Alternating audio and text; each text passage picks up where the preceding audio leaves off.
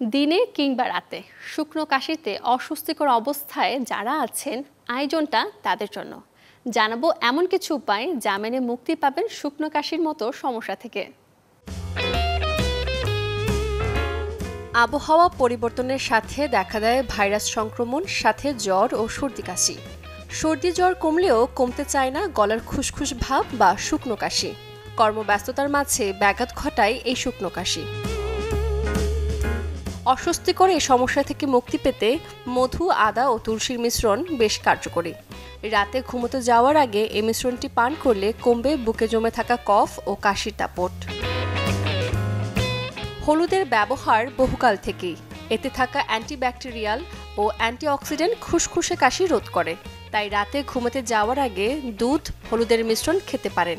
এটি যেমন রোগ প্রতিরোধ ক্ষমতা বাড়ায়, তেমনি কাশির দাপট কমিয়ে ফেলে।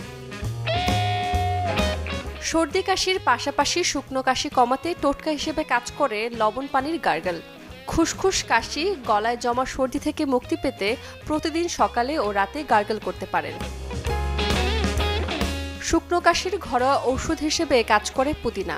উষ্ণ গরম পানিতে কয়েকটা পুদিনা পাতা দিয়ে কিছুক্ষণ ঢেকে রেখে এই পানীয় পান করলে মুক্তি মিলবে শুকনো কাশির সমস্যা থেকে। সূচনা হাসান, চ্যানেল 24।